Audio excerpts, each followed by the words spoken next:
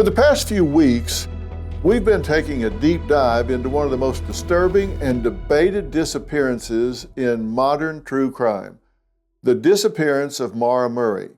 On February 9th, 2004, 21-year-old nursing student Maura Murray left her dorm at UMass Amherst. She packed her car, withdrew cash from an ATM, and emailed her professor saying she'd be gone for a week because of a so-called family emergency.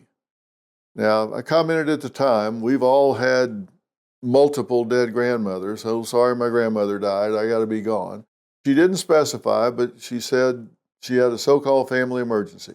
No one who knew claimed to have any idea where she was going. She then drove north toward the White Mountains alone. Just after 7 p.m., her Saturn slid off a rural road in Haverhill, New Hampshire. A local bus driver stopped to check on her. He was just passing by and saw her car off to the side. She insisted she was fine and swore she had already called AAA for help. No such call was ever made. Now, that didn't sit right with the bus driver, and within minutes, police arrived. Why? Because he called them. The car was locked. Maura was gone. No footprints in the snow. No sign of a struggle. No confirmed sightings. Her scent was tracked about 100 yards down the pavement. And then, at that 100-yard mark, it just vanished. She was either beamed up or she got in a car or something, but the trail stopped right there. For nearly 20 years, theories have swirled, and we've been going over all of them with a fine-tooth comb. Was this a staged disappearance? An abduction? A suicide? A tandem driver? Or a chance encounter gone horribly wrong? But not a single piece of confirmed physical evidence has ever surfaced, and not a single person has been charged. Now, tonight, I'm bringing in the big guns. I'm talking the absolute best of the best, one of one. We're calling in a friend of the podcast and a very close friend of mine who is an expert in this field. We're going to break this case down with the trained eye of a top-notch retired investigator, the former chief of department of the NYPD, John Chell. Now, he is just recently retired. I mean, the ink is not dry on the paperwork. He has decades of experience working missing persons cases, violent crimes, rural search operations, and scene reconstruction. Now, at my request, Chief Chell studied this case from a law enforcement lens, not some small law enforcement department. His training, his leadership is with the largest law enforcement agency in the country, probably the world. And tonight, he's walking us through what he sees and what was missed, in his opinion, and what still keeps him up at night thinking about this. He has studied every report, every interview, every inconsistency to help make sense of the mystery that has haunted Maura's family and baffled experts for 2 decades. So, Chief, thank you for being here. Dr. Phil, my pleasure, and thank you for that wonderful introduction. Well, you and I have known each other and worked together. We've been on the streets of New York, I think in all 5 boroughs. If not, we've come close. You've worked missing persons cases, of course, a lot in your almost 32-year career, 31 years and 9 months before you retired and we snapped you up. These can be really confounding and very difficult for families, correct? Correct. Missing persons, Phil, they're very tricky. Sometimes the tendency, even this case we're going to go into, is like, well, they're not really missing, and we'll wait a little bit, and that this so-called 24-hour rule. There's no such rule whatsoever. But you have to really treat these, depending on the circumstance, very seriously. It's much better to start at a high level, right, and come down than to, like, say, in this case, wait 12 hours, wait 48 hours, and try to come back up, because you lose timing, you lose probative evidence, you lose a lot. So they have to be handled properly, and really, they have to be handled by the letter of the law, depending on what agency you're in, because, like, this case here is a special category. By hitting her head on the windshield, we could deem that she's disorientated. She doesn't know what's going on. So in this particular case, I think Sergeant Smith is there within 10 minutes after Butch calls. Time is up. I wrote this down. Time is of the essence. That should have been a full-blown missing persons situation from the get-go. And by everyone's admission, the clothes she was wearing was like you going to the store, not into the mountains of New Hampshire, and maybe an hour to live with those clothes in those elements. So right from the get-go, my first reaction, what does Sergeant Smith not do? And do I even trust his analysis of what the road looked like? I'm still confused if the road was snowy or bare. I'm not sure yet. I don't know. And we're going to talk about that. I want to drill down on what happened at the scene. The Butch you're referring to is the bus driver, of course. Sergeant Smith is the first officer on the scene. Let's back up just a little bit before we actually get there, because you just identified very disturbing elements at the scene. Let's back up even before the scene. When you look at Maura Murray's case, you've got erratic behavior before the breakdowns, a car wreck, and then she simply vanishes with no footprints, no trail, no witnesses who definitively see her walk away. Let's go back to the days leading up to her disappearance. You mentioned a phone call. That really jumped out at you. We're talking about Thursday, February 5th, 4 days before Maura disappeared. She's working a shift at the dorm security desk, and the phone rang. She answered it, and co-workers say that she picked up that phone as one person. When she listened to what was said on the other end, she became another person. They said her face went pale, and moments later, she broke down sobbing uncontrollably. And when they asked her what was wrong, she just barely audibly said, "My sister." And then investigators questioned her sister, who said, I didn't call her that night, certainly not to say anything upsetting. And so to this day, we don't know who made that call or the content of the call. How important is that to you? It's very important, because let's just take it one step earlier. Maura comes from a great family. She's athletic. She's smart. She's organized. She's a hard worker, but she seems not to handle mistakes very well, right? So it's a build up to this point, because she's still stressed. Although she's doing very well in nursing school, she's still very stressed out at times. Now you get this phone call. My first question is, how hard did they press the sister in an interview?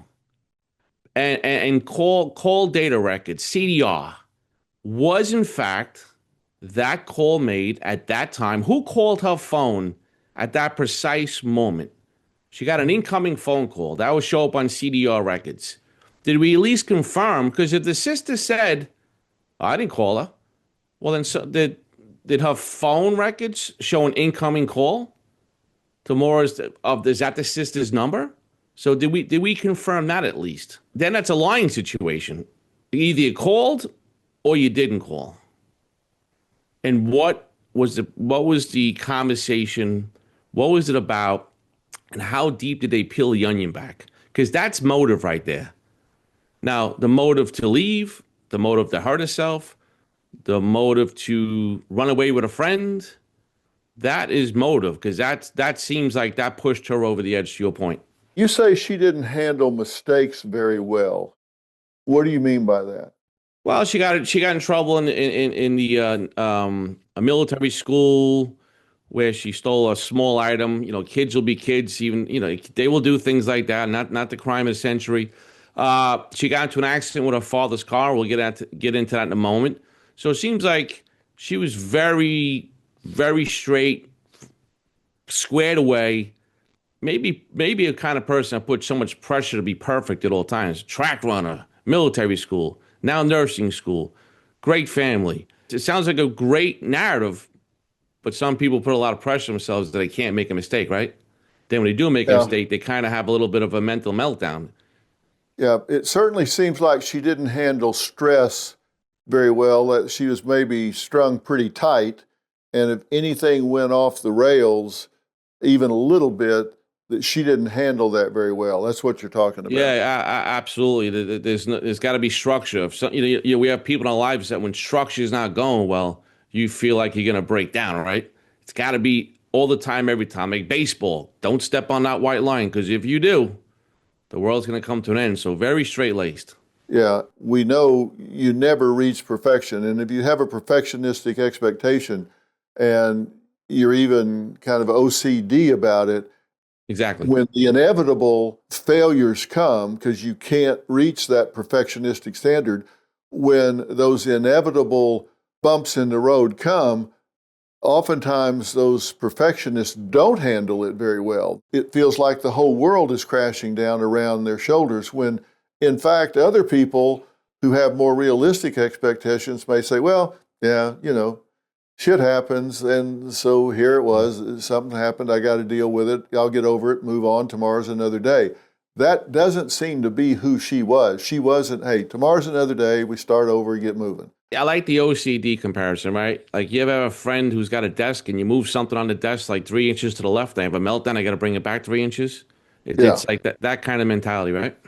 Yeah, and she seemed to put that pressure on herself. Coming up, if you saw the same car in the background at the ATM as you saw in the background at the liquor store, that would be a major piece of information. We call that a lead.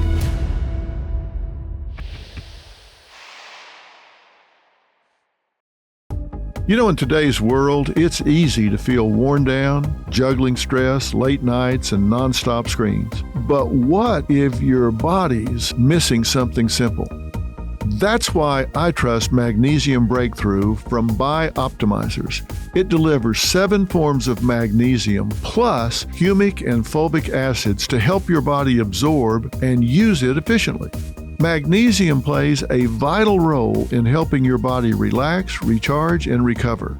This formula helps support calm focus, deeper rest, muscle recovery, and overall well-being without artificial colors, preservatives, gluten, or soy. You can feel the difference when your body gets what it needs. So if you want to sleep soundly, stay centered, and power through your day, visit bioptimizers.com/Dr. Phil and give it a try, because real balance starts from the inside out.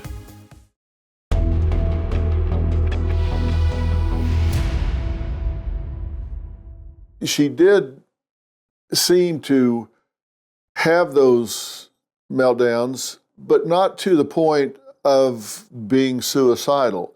We don't have any indication that there had been any suicidal ideation or certainly any suicidal attempts up to that point, even though she did not handle things well when they went off the rails. Right. Pressure to perform at all times. And then also, we did see future-oriented thinking, right? One of the things that we see with people that are suicidal, you don't see future planning.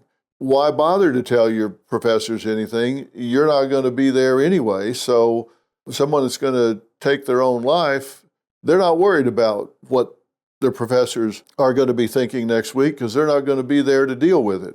Right. Why even make up a lie? Why just leave? Yeah. She's planning to come back. So under this theory, hey, I'm going to the mountains to gather myself, if you will. But I have to lie to my professors because I don't want my grades to suffer.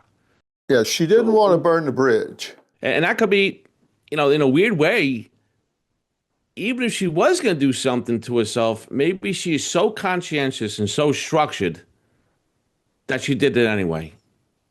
Yeah, that's Yeah, possible. possible, but if I'm leaving to end my life, unfortunately, I'm not really cared about what Professor Jones, my chemistry professor, thinks where I'm going. That's the last thing on my mind.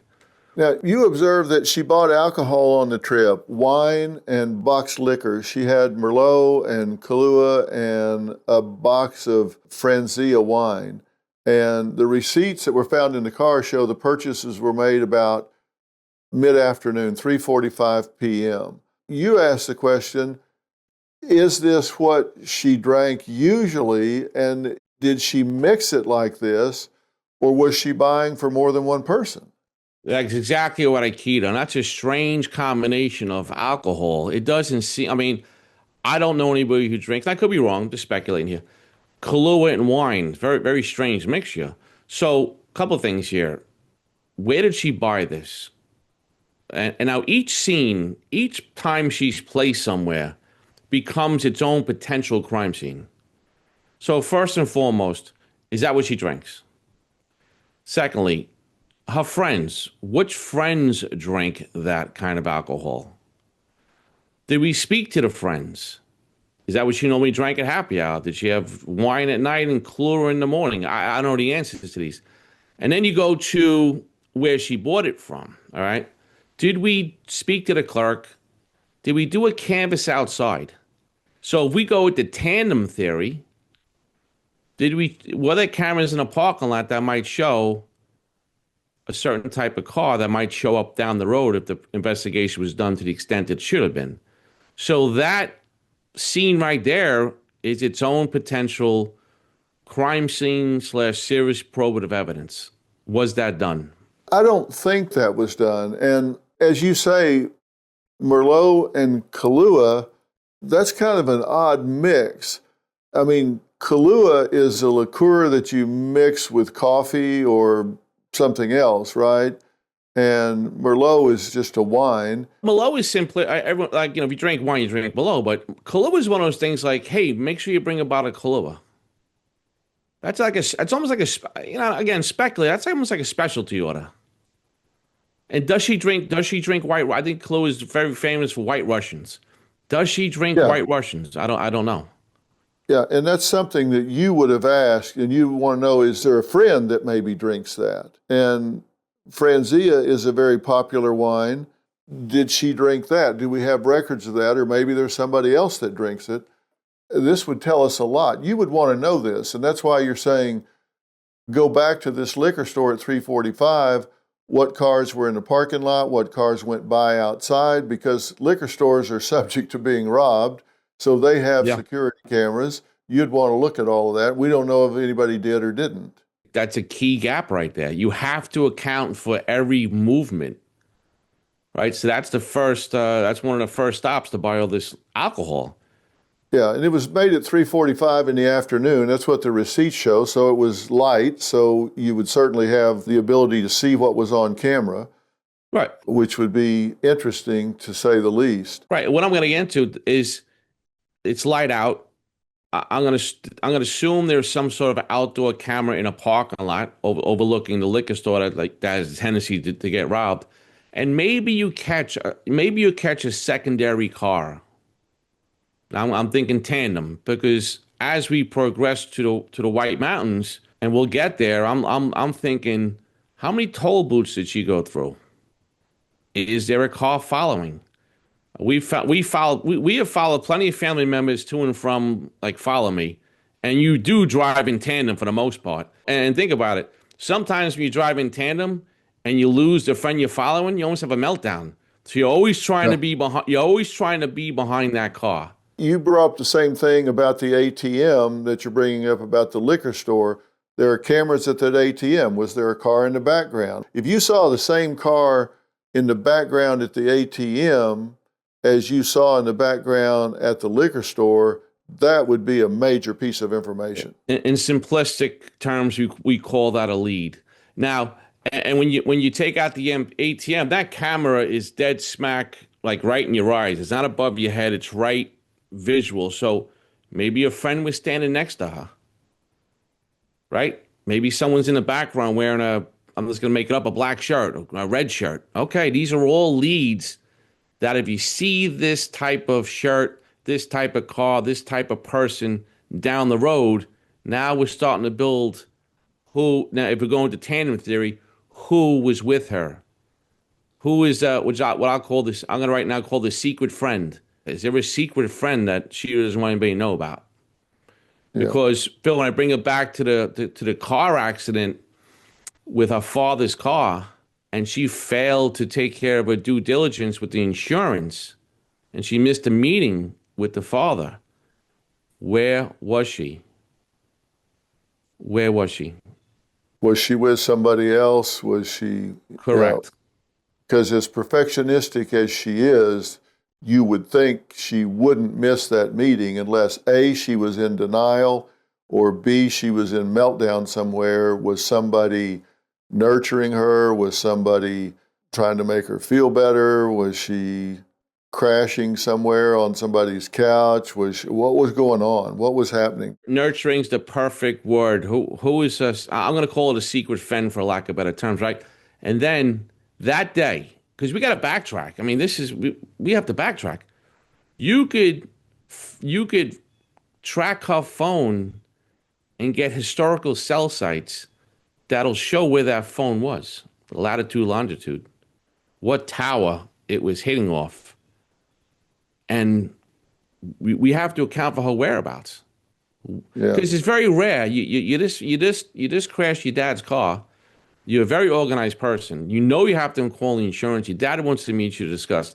It's an accident. No one got hurt. And you totally blow off the meeting and you don't call the insurance company. That doesn't seem like squared away behavior. No, it doesn't. She's smart. She knows you got to notify your carrier. You got to check the boxes, or you can waive coverage. So it's out of character for her. It's just out of character for her. Coming up. We called out everything we had in New Hampshire, yet we missed an A-frame house 100 yards away.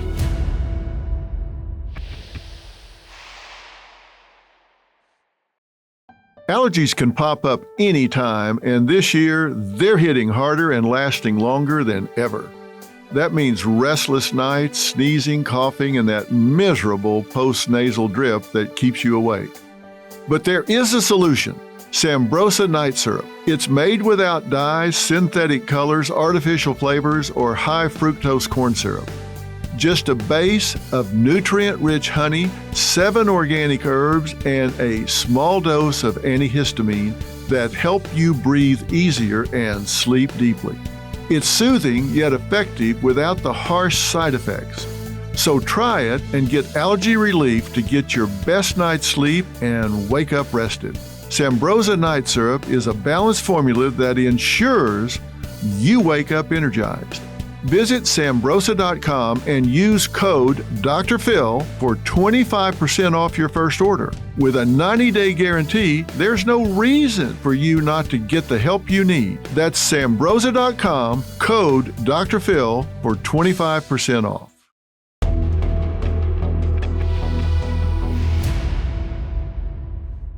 So she goes through all of this stuff, and then she hightails it for the White Mountains in the winter. Now, she had vacationed there before with her family, and you're curious as to how well she knew that area. Had she been in those woods before, and was this near anywhere they had stayed? Any lodging that she had been to before? People that she maybe knew? Had she driven this route before? You want to know all of that. I want to know all that because now if you come off the tandem theory, let's go, I want to maybe harm myself or maybe disappear. You're driving at night and what appears to be in the wintertime treacherous, no lights, weather, cold. How familiar are you with that area? And if you want to disappear and you knew the area well, okay, this is where I'm going to stop. This is how I'm going to plan this out. Because when you fast forward to the search, this huge search we did, we called out everything we had in New Hampshire. Yet we missed an A-frame house 100 yards away. I Uh, question all that. How does So that, how's I, that possible? I feel like I've been on route. Was it Route 127? I feel like I've been there already. I have this mental picture of a winding road and all this stuff we're talking about here. How many houses are possibly there? Each house has to be accounted for. And if you're flying overhead in the winter, there's no leaves on the trees. How do we miss an A-frame house, which is described 100? Everything's 100 yards. Dog's 100 yards. The house we missed 100 yards. Butch lives 100 yards away. Everything's 100 yards. Familiarity with the location if she's pre-planning something. Yeah, and like you said, the clothes she had on were clothes she would wear to the mall, not go out into the elements in the mountains in the winter. I did some research on this, and over rough, snowy terrain, at best, she could travel 2, 3 miles an hour Mm. at best. And if she's got on just street shoes, maybe no socks, whatever, she couldn't have gotten far. How do they miss a house that you could hit with a rock from the crash site? And it happened, it turns out, with blood. Yes, right, correct. And they said, well, it's a hunting cabin. Well, they don't dress a deer in a closet. That's where they found the bloods, in a closet.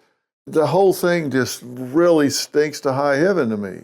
Right. And then you just mentioned walking, car. I am not confident that the description of that road, well, again, was it, I don't know, was it covered with snow? It was blacktop. Because it was blacktop, you're not going to see any tires on the blacktop. So that goes to there that someone picked her up when the dog lost his scent and started doing the zoomies when they lose the scent. The question becomes, did Sergeant Smith really do his due diligence? And can he see footprints in the snow going to an A-frame house if he's by himself up there in the pitch black and they don't get there 12 hours later? The handling of this from the get-go is really where we lost a lot of time and probative evidence. Yeah, if you don't preserve the crime scene and you don't work a crime scene in a timely fashion, the whole case can be lost in the early innings. Yeah, correct. And look, they didn't really treat it as a crime for 48 hours. They didn't treat it as a missing persons with 12 plus hours. So now we're way behind the eight ball, if you will. She can only last an hour out there. So how you could walk what 3, 4 miles an hour in the snow? Yeah, at the So most. you would be in that radius, if you will. Yeah, if you didn't freeze to death, and Right. And if the person who owned the A-frame house was participating in the search from the get-go, which I wouldn't have done, that comes down a road when you're desperate. Did he come back to his scene because he enjoyed that? Was she in the A-frame house that we've missed? I mean, that blood on a knife and the blood in the closet, we'll get into that in a moment. yeah. Now, you have a question, was her whole route plotted with cell phone pings to identify gaps in time? Did she get from point A to B to C to D without any disruptions? Was there anything that is unexplained? And did she stop again? Right. So I've done this before in cases. You plot out the cell sites. You can kind of map out where the sites were going. And if there's a cell phone that's hitting off a tower for a couple hours, then you have to assume that she stopped somewhere. And like I said before, every stop is a potential crime scene. So did they plot it out, number one, literally to the loss of a signal, if any, on that mountain? And on the mountain, you can isolate cell phone towers to see what phones are active in that area. So now I'm gonna take a sidestep that who's the person in the truck smoking a cigarette down the road? Yeah. Was their cell phone on? Did they dump the tower to see what cell phones were on? Again, I don't know what the houses look like up there, but I'm going to assume they're kind of spread apart, not a lot of them. And not a lot of car traffic either. So did they do that? That's a question, and that data is available or was available at the time. Now, from your professional perspective, is there anything aside from what you've mentioned so far and the A-frame that jumps out at you immediately? We've talked about the mystery phone call that she received that could have been the straw that broke the camel's back. We've talked about the liquor that she bought and was it typical for her? And then the failure to treat this from the top down as a crime when you show up and she's disappeared into thin air. Is there anything else that jumps out, or is that where you would start? Everything is said as a collective, but at the scene itself, I don't know what the police department has up there in resources, probably not much at all. But the supervisor on the scene, Cecil Smith, right? Right. He's a sergeant. I'm going to assume he's got a little time on the job, if you will, right? He knows those mountains are treacherous. He knows that someone can't survive there. Right then and there, state police and whoever else other jurisdictions from surrounding areas, I'm going to treat that as a missing person, but I'm also going to secure the car on the scene. I'm not going crime scene right away. I'm thinking about the car, but right now I'm going to complete search and rescue. This doesn't happen for 12 to 48 hours. I just have a major issue with that. Why? Why was he driving a red truck that was assigned to the PD? So maybe it's used for snow. I can't answer that. But I'm really stuck on what ultimately is a crime scene and what wasn't done. Yeah. Now, when we break down the crash scene and the initial investigator's standpoint, let's talk about what went right and the much longer list of what you, as a 30-plus year law enforcement expert, think went wrong. If one of your guys showed up and she wasn't there, walk us through what you would expect them to do. If they showed up in a personal car or a blue and white, which is what they drove in that area or whatever, the car's locked, it's off to the side in a snowbank and she's not there, what would you expect your investigators to do? Well, obviously you got a supervisor on the scene to handle that scene. And my mission is to find her. Based on what Butch says, there's a 10-minute lag between when Sergeant Smith gets there, when Butch calls, right? Butch comes up and tells him, well, she said you called AA. I don't think she was. She hit her head on the windshield. She smelled like alcohol. I'm thinking this person is lost in the woods, and let's call out all the assets we have. Immediately, right that minute. Immediately. I mean, this is when you're on a dark mountain, it's freezing out. This is we got to find her now. There's no waiting. And then we bring in our dogs. Me personally, we have German Shepherd canines, but we also have bloodhounds. Call out the best bloodhound we have. You can call out multiple dogs. You know, there was a glove that the dog sniffed. Why not sniff the seat? Why not use two dogs? One sniffed the seat, one sniffed the glove. I highly doubt that was done. But right then and there, I'm not thinking, nefarious acts. I'm thinking a person who's hurt, disorientated, lost in the mountains. Let's call out everything we got to find this person. Not wait 12, 24, 48 hours to sound the alarm. Yeah, and we know because of the elements, if she is disoriented and has wandered off, particularly the way she's dressed, it's a race against time, right? She could freeze to death out there. Absolutely, and not to mention, again, I'm rallying the troops. I'm knocking on doors. And just maybe, you hit that A-frame house, and just maybe you see something that seems out of touch for you. A drag mark, a droplet of blood, something. And there's your crime scene. Just maybe. But if you don't afford yourself that chance, We just have this conversation that we're all just kind of speculating what could have happened, what it looks like, what might have happened. That scene right there was just completely, unless I'm missing something, handled wrong. Her car had a rag stuffed in the tailpipe. What do you make of that? Well, it looks like the father kind of cleared that up as to why. But if you want to back up the exhaust, the carbon monoxide into your car, that's one way to do it, right? Especially if you close the windows.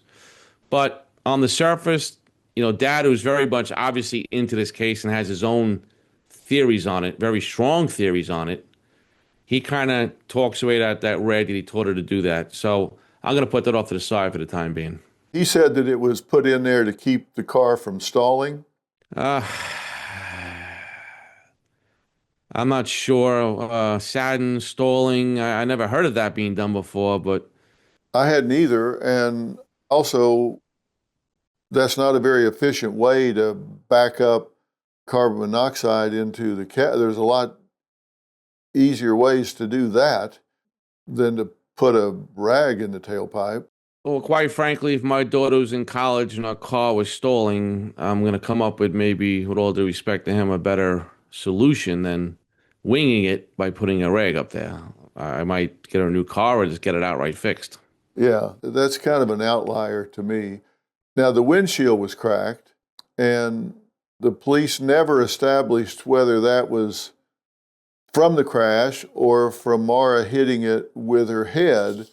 But we have to assume, as you say, you make assumptions from the top down that she hit her head and that could cause confusion, closed head injury. And yeah, I can tell you in that is an area of expertise of mine, that if she had some kind of concussion, some kind of closed head injury that could cause swelling in the brain, that she could be completely disoriented at that point, not to mention being in shock, in the dark, in the mountains, in the cold, and have confusion and disorientation as a product of closed head injury, cold, some kind of shock from the accident. I mean, all of that would say we have an urgent situation. Yeah, and let's add one more layer to it. The alcohol was open in the car. Was it open from falling? Was it open from I'm drinking a little snippet on the way up there? I'm now, I believe the wine was open, right? So those wines come with like a little knob you can kind of pour it, right? You got to negotiate like a Dunkin' Donuts box of coffee type of deal. Yeah. Was that open like that? I mean, I don't think she was drinking it like a big thing when she was driving. It's almost impossible. Yeah. So now and Butch says she might have been she smelled alcohol. So now you just add that layer to it. So again, you play Sergeant Smith, right? You go up there and you hear all these circumstances, and you know where you're standing. The crack on the windshield, as far as I'm concerned, came from her head. We could figure out later on if that was a byproduct of an accident a month ago or some defect. But I'm not concerned about that right now. As far as I'm concerned, I have a woman in the woods who's probably injured, who doesn't have the right clothes, who is drinking, pitch black. That's where I'm going with this. And I'm calling out the troops. I'm going to DEFCON 1, and I can come backwards if I have to. Yeah, if you're wrong and it was an old crack or something like that, then you're wrong. But if you're right, somebody's life could hang in the balance. Right. How do you think, and I've been here before, how do you think that little department and Sergeant Smith felt a couple of days later when they're thinking to themselves, did I do everything I could have done at that moment in time? Because when I used to handle missing persons, I would tell the troops, we're going to do everything we can tonight to find mom, dad, grandma, grandpa, or son, daughter. We're going to do everything, and we're going to document everything we do, because the documentation I want to get to later on, who searched the A-frame area. If you do all that in the course of a night, and you gave it a real effort, if something happens the next day, you'll be very disappointed and upset. But you did everything you could do. And reading this case, I didn't get that feeling whatsoever. Whatsoever. Was this a complete failure in terms of how this was handled, given the circumstances you find when you drive up on this, a cracked windshield, a car that's obviously crashed into a snowbank, the driver is missing, the report from Butch that she seemed a little out of it, he smelled alcohol, and she's just gone with no explanation, and they don't do anything. They didn't formally begin the search until the next morning, 12 hours after she vanished. And they know, of course, because they live up there, how harsh the elements are. Is there a complete failure here? Based on that fact pattern, yes. If I was the commanding officer of that department and I came in the next day and I heard these circumstances, what did we do? And based on that fact pattern, the answer would have been not much. And I would have started from that point on. Now, maybe it was 12 hours. Let's see, maybe it was, maybe it wasn't. But I would be extremely upset with the lack of process, the lack of effort, the lack of know-how to start this, what ended up being a huge search the next day. Helicopters, dogs, people walking in the snow. That should have been done that night. At 8 that night, they towed her car to Lavoie's garage, and it was logged as an accident vehicle. So nobody was treating this at that point as crime. It was just an accident vehicle. So it hadn't set off any warning bells at that point, as near as I can tell from the record. Now, this is a long time ago, and all we know is what was written down, but it just didn't seem to set off any warning bells unless they knew more than they were saying, and they were just letting the crime scene degrade on purpose is one possibility. I'm not saying, I don't know these people, haven't met any of them, haven't talked to them, but if you're trying to cover something up, time is your friend, right? You've got snow falling, you've got time passing.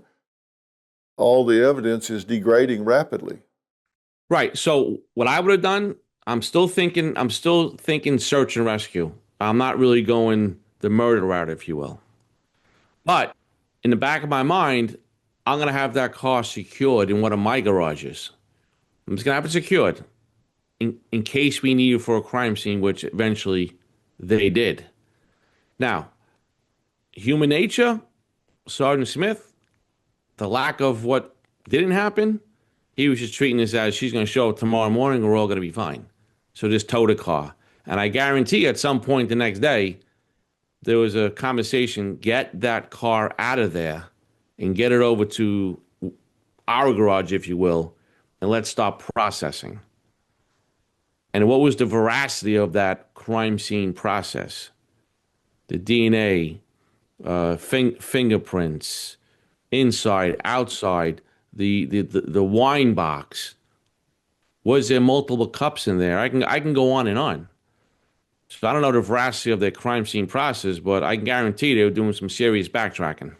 Yeah, and even if you hadn't treated it as a crime at that point, you would certainly have treated it urgently as a missing person. Somebody is in jeopardy because of the elements, assuming that maybe her head hit the windshield, she's disoriented, maybe had been drinking and wandered off or been picked up by somebody. There's urgency to this no matter what, whether you think there's something that has happened criminally or if somebody is just in jeopardy because of her state and the conditions outside. One way or the other, you would have handled this with some Absolutely. urgency. This falls under what we would call, where I come from, a special category missing. Okay. That requires a full court press to find. Yeah. That's at a minimum. That's at a minimum. Did Sergeant Smith have another cop up there with him at that point in time? Was there another patrol? He's a supervisor, obviously. Did officer, I'm going to assume again, one person car. Was there two cars working that night? Did state police show up? Did they do something? Did three or four guys or gals just try the best they could do? Yeah. That's why I'm not convinced about even the scene. Yeah. We're taking it verbatim that there was no footprints in the snow. We're taking Yeah. it verbatim that there was no tire tracks. We're Yeah. assuming this, and I think at this comment, Sergeant Smith, I don't know. I'm not confident in everything that happened. Well, let's talk about some of the players in this, some of the known witnesses of Maura's crash and those key players. The last known person to speak to Maura was the school bus driver who lived, as you say, the proverbial 100 yards from the crash site, Right. everything 100 yards. We're talking about Butch Atwood. Now, he's the last confirmed person to speak to Maura, and he lived, as I said, 100 yards away, and he supposedly came upon the car on the side of the road at 7:27 p.m. That's just what's reported. And he said she appeared shaken but not injured. He reported she was cold already. Her hair was down, and she declined his offer to help. He says that she told him she had already called AAA, and investigators later confirmed no such call was ever placed. What do you make of that exchange as it is reported? Well, first, I'm surprised, and this is just me, right? You're a bus driver. You are responsible for handling people's lives, or I don't know if you drove, or if you drove kids to school, or you drove elderly people, or just people in general. Human nature for me, based on his conversation, I'm not only am I not leaving you up here, I'm going to make the call for you. I'm going to get on the record. Now he goes back, and I believe he calls, but he leaves her. And I believe his wife's name was Barbara, right? And I didn't see anywhere, was Barbara, did Barbara confirm the story that Mr. Atwood, her husband, told her? I didn't see that. Did she confirm the timing of this? Did she confirm the conversation? Did he walk through the door saying, honey, I just saw an accident, and this woman, I don't believe her, and was that confirmed? And I don't think Mr. Atwood had a record, so that clears up, if you any particular nefarious background. But the time between Mr. Atwood and the sergeant getting there, I think is roughly 10 minutes and change, and that leads into, there was some speculation that maybe Sergeant Smith was involved in this with his red truck. And we'll get to that also. But I would have stayed. I mean, the story, if his wife says that's how it went down, and we're talking a short time frame there, then I'm going to go with that. But I'm surprised he left her up there. Why would she lie about calling AAA if she doesn't have an alternative plan? I mean, she's standing on the side of the road. Her car, I think she assumes, is undrivable. She must think, I can't back it out of this snowbank. She's already cold, and she knows the area. What's her plan? If she doesn't have anywhere to go, she's either afraid of Butch, or she is expecting somebody to come pick her up. If she doesn't have proper clothing on or available, it's nighttime on the side of the road in the winter, it's cold. What is her plan if she turns down a ride from a bus driver? Let's speculate. What does she plan to do? He drives away and she's still standing there. What's her step two? Well, my first question is, how far is the next town? Is it down the hill? If she's familiar with the area, okay, there's a store a mile away. I think I could make it. Maybe she's familiar with the place. Is she driving in tandem? Does someone pick her up? Now, the dog stops in its tracks, and again, I'm going to go back to it's snowing. Is it bear? I don't. To this I can't figure out. But when a dog does zoomies like that and turns around, that means someone someone left that spot, obviously indicative of a car being there. If you're going to accept the premise that there's no footprints on the left and right side of the road, and you don't see tire tracks, but is the road really snowy like that, or is it blacktop? But when a dog loses a scent like that, the body went somewhere. So in New York City, where I come from, it went down to the subway. It went into a store. It left that spot. That lends to Dad's theory about a car picking her up. Right. But she left her backpack in the car. That's odd. Why you lock your door, you take your backpack, your money, your phone, unless someone put that back in the car, locked it for her, and took her. Now we go back to the crime scene. Was her backpack processed properly? Did we take DNA? I'm sure they did. I'd be shocked if they didn't. Did they test the backpack for DNA? I would like to think they did that. I'm not going to speculate that they didn't. But let's stand in her shoes. She's standing beside this car, and Butch says he can see cars going by or not. So 112 is not a heavily traveled road. Now, could he miss a car? Of course. I mean, he could have gone to the bathroom for a minute or gone to get a cup of coffee or something. I don't know. Unless he's got his eyes glued to the road.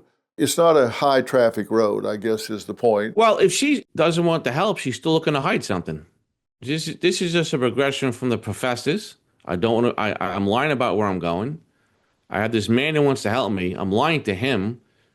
So she's still going with a possible plan. But Phil, what we haven't accounted for is, what about the car at the end of the road that was smoking a cigarette?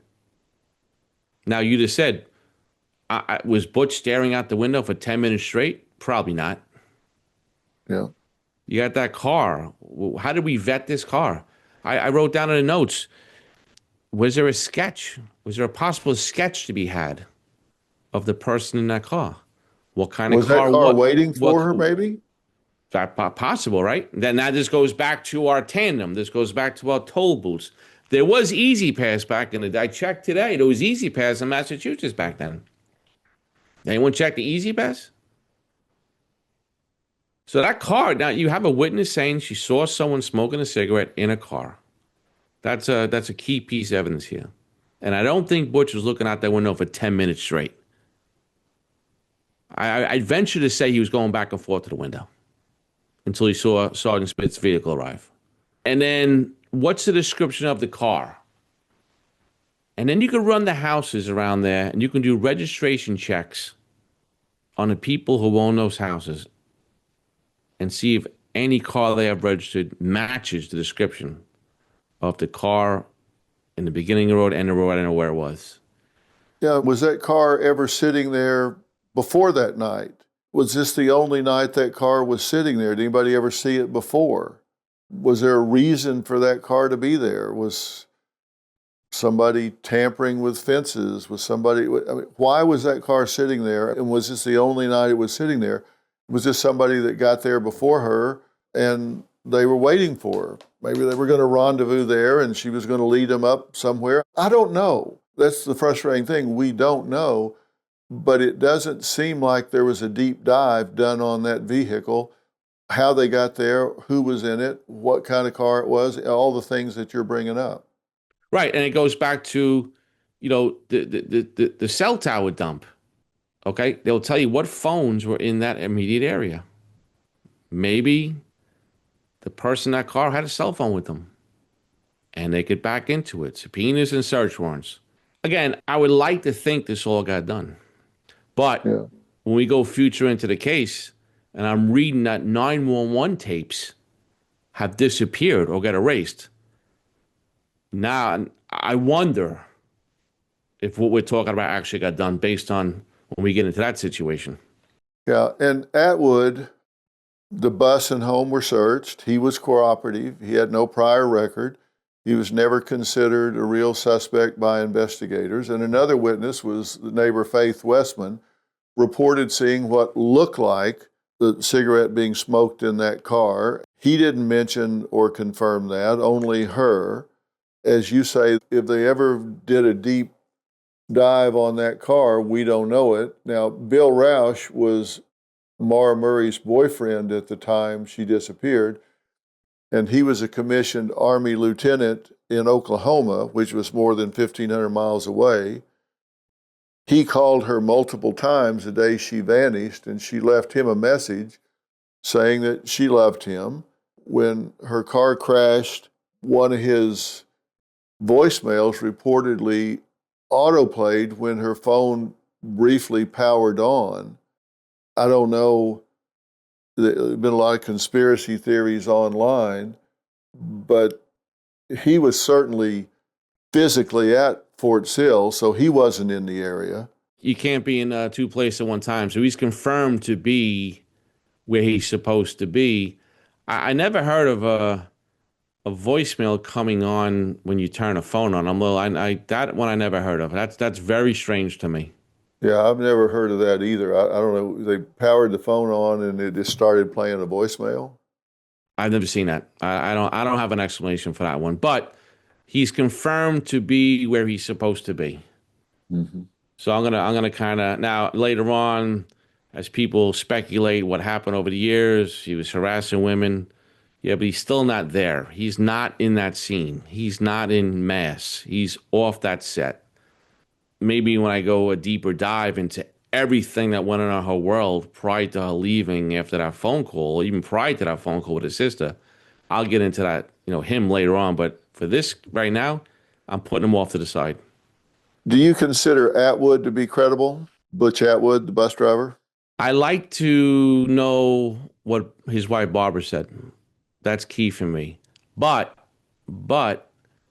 as I don't know, as a man, as a bus driver, as a concerned citizen, I'm not leaving her up there.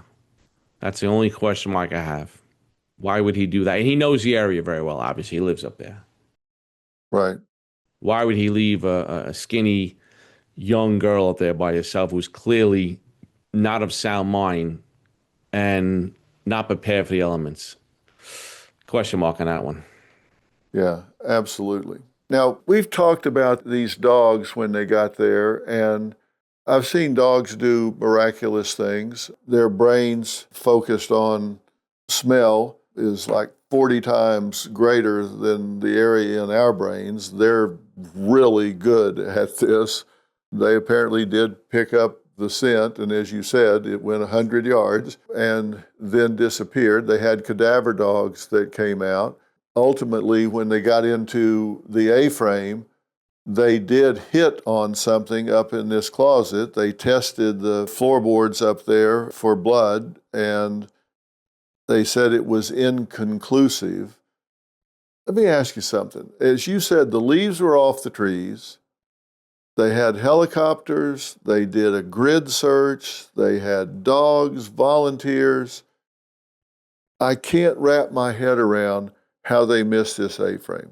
The police department up there, they probably know every inch of the ground up there, right? And they called out everybody, helicopters, infrared, dogs.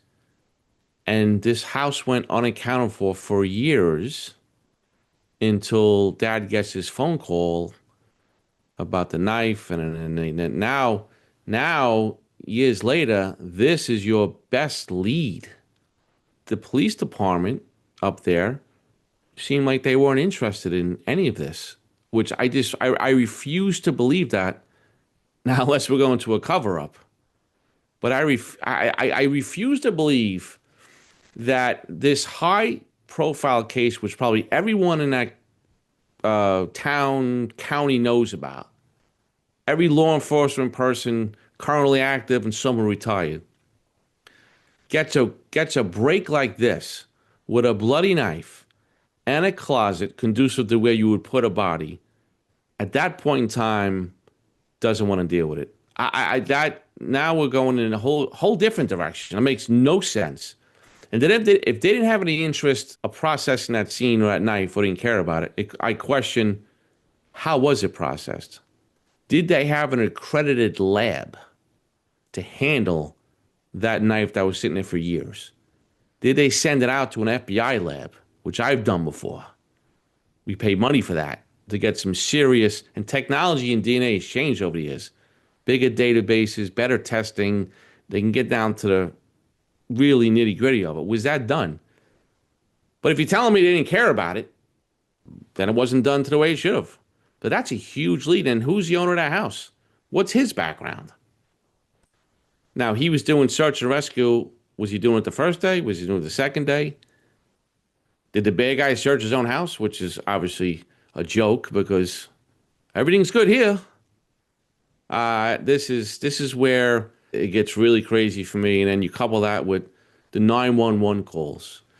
Phil, I've had cases where we listen to 911 tapes and we get a hard copy of the tape and it goes into a computer file. And we've heard people talking as those tapes that gave us probative information. Sometimes we've even heard them call the bad guy by his name. And for those tapes to disappear, for the knife and the closet to be poo-pooed initially, makes me wonder what happened here, obviously. And then they reopened the case a couple of years ago with no explanation. Something's missing in that whole scenario. Something is terribly missing in that scenario. Sergeant Smith showed up in this red Ford Explorer. You think that vehicle should have been processed? At some point in time, when you've hit such a mysterious roadblock, everything is on the table. So I wrote down in my notes, okay, Mr. Atwood calls, Sergeant Smith's there within 10 minutes, and Mr. Atwood walks 100 yards to greet him. That's a really short window to if the sergeant was involved in some way, shape, or form. But you still have to account for it. You still have to check the box and like, okay, we're gonna X this one off. But I'm processing that car at some point. I have nothing else to go on. I am desperate at this point. Now that would have caused some hubbub, and you would have to actually get a search warrant for that if a judge would sign it, based on what you brought to judge and how you explained it. That remains to be seen. But at this point, you got to go back and redo the whole thing at some point in time. You got to go back up to the mountain, make believe it happened right again, and start fresh. And when I say start fresh, go back to the sister's phone call. Talk to all her friends. Who drinks Kahlua? I'm starting like it happened all over again. I'm reconstructing this whole thing. Because sometimes, obviously, you do miss things. And I've missed things in my cases where we went back and were like, oh my goodness, this was a negative, now it's a positive. And blew the case wide open. Yeah, I hear you 100%. Well, Chief, let me wrap this up by saying this. I know you have worked tons of missing person cases, and given the totality of what you know about this case, what is your professional best theory as an investigator of what likely happened to Maura Murray? What thoughts do you have about it? And I know I'm asking you to speculate here, and I'll qualify it in that way, but in your professional opinion, what is your best theory about what happened to this young woman? I'm going back to the A-frame house. That's where I'm going. That she was probably met her demise in and around that house. That's what I'm leaning towards. But I have so many unanswered questions. I'm like, she started out hiding. She had a destination, but something impeded that destination. And was that the A-frame house?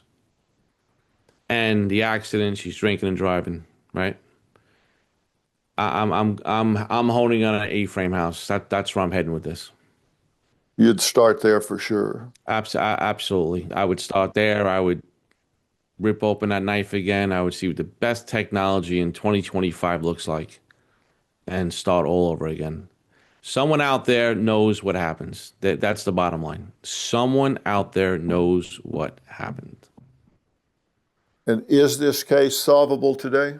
Video work, phone work, if it was done, is all lost. 911 tapes are gone. This is going to be a DNA case and maybe a storyteller case. This is going to be circumstantial, but you do have that DNA that doesn't lie. So you would retest the DNA from the A-frame, re-interview witnesses, and and do this digital reconstruction that you're talking about, because we do have technology today that we didn't have back then.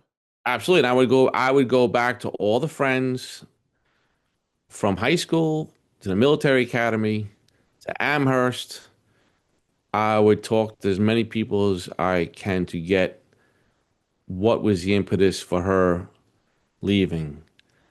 Did they do cell sites when she missed a meeting with her dad? Did they do them? Didn't they? I don't know the answer to that. So I would just do the best I can what I had and go back for the forensics. Well, I think you've added so much to this, and I think Fred Murray is going to really be heartened by your insight and understanding here. I want to be very clear. We're not accusing anybody here. Maybe there are answers out there. Hindsight is always 20/20, but I think you, Chief Chell, with all of your experience, of course, you have resources and experience that a small rural police department doesn't have. Maybe they did the best they could with what they knew at the time, but now we have your expertise. We have technology we didn't have back then. I think your insight and unbiased look at this, might be what it takes to push this over the line. I know her family deserve clarity and truth and justice. We're going to continue to follow this story. And as always, we encourage anyone with information to come forward. So, Chief Chell, thank you so much for taking all of your time to dig into this case and read all of this documentation. I'm sure the family thanks you, and I certainly thank you. And you and I will talk again very soon. My pleasure, and my heart goes out to the Murray family. I couldn't, in a million, as a father of four, I couldn't in a million years know how to deal with this. And boy, would I want some closure. So hopefully conversations like this spark some new energy, and we can keep on going back and keep reconstructing. That's certainly our hope, and we're going to continue to keep a bright light on over this. You've been listening to a bonus episode of Mystery and Murder, analysis by Dr. Phil, with special input from former Chief of Department John Chell from the NYPD. Watch on YouTube and be sure and subscribe so you never miss an episode drop, and listen wherever you get your podcast. We'll see you very soon.